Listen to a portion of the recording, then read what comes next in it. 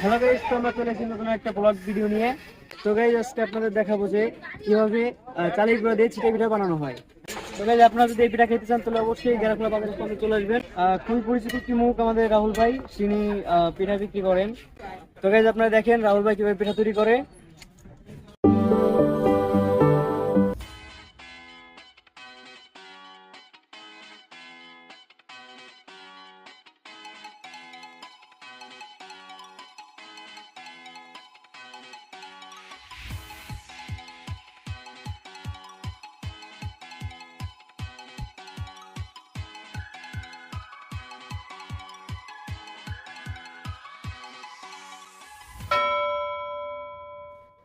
তো বন্ধুরা, এটা হচ্ছে আমাদের রাহুল ভাই পিঠার দোকান।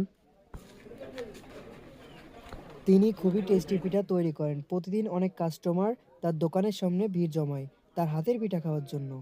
তার সুস্বাদু পিঠার মূল উপকরণ হলো চালের গুঁড়া।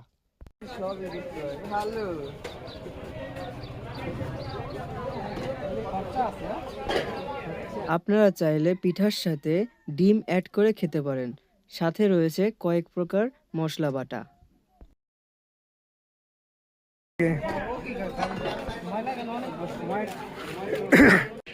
তো বন্ধুরা দেখতে পাচ্ছেন ইতোমধ্যেই দোকানে ভিড় পড়ে গেছে।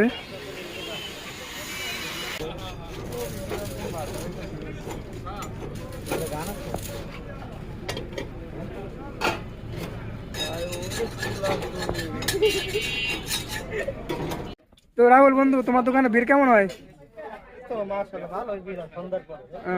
কেনাকাটা মানে বেচা কেনা দিয়ে ল্যাপটপ থাকে? হ্যাঁ থাকে, বউ বাচ্চা নিয়ে ভালো আছে। যাক, অনেক ভালো লাগে কথাগুলো শুনে। তো বন্ধু, তোমার এই পিঠা বানানোর আইডিয়াটা কিভাবে আসলো মাথায়? আইডিয়া অনেক আগে থেকে দেবো দেবো তা হঠাৎ করে একদিন কিছু পরে আস্তে আস্তে চালু হয়েছে, সবাই জানছে আইসে খাইছে। না দোস্ত, আমার লজ্জা হয়েছে, বলবে না, ঠিক আছে? ধরেন ভাই আপনি। তো বন্ধুরা, অনেক হলো পিঠার গুণগান, এখন খেয়ে দেখবো যে পিঠা কত সুস্বাদু। তো বন্ধুরা দেখতে পাচ্ছেন অলরেডি আমি পিঠার জন্য দাঁড়িয়ে আছি।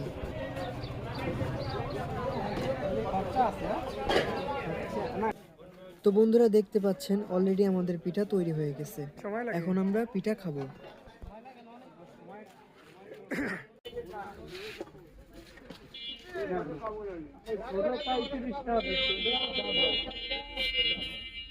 এখন আমরা পিঠে খাবো।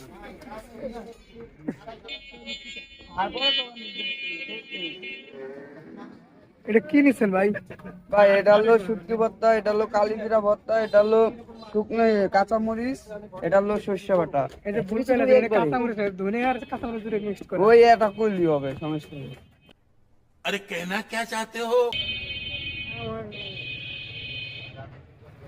খায় না কিছু, খায় না। সেই স্বাদ ভাই, সেই এত স্বাদ।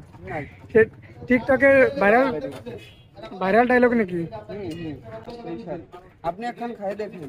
অবশ্যই, আমি তো খাবোই। ভাই পিঠে একটা আপনার সবাই আসবেন ভাই। কোন জায়গা? গেরাখোলা বাজার। এটা হলো গোপালগঞ্জ জেলা মুকশেদপুর থানা, গেরাখোলা বাজার। যে পিঠা পাওয়া যায় সেই রাহুল ভাই অসাধারণ পিঠা, ভালোই মজা খাইতে।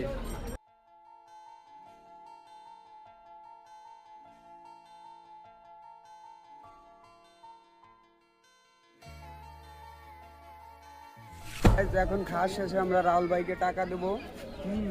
রাহুল ভাই, টাকা নেন। তো বন্ধুরা, আমাদের টাকা দেওয়া শেষ। ভিডিওটি যদি ভালো লাগে লাইক, শেয়ার এবং সাবস্ক্রাইব করে আমাদের পাশে থাকবেন। ধন্যবাদ।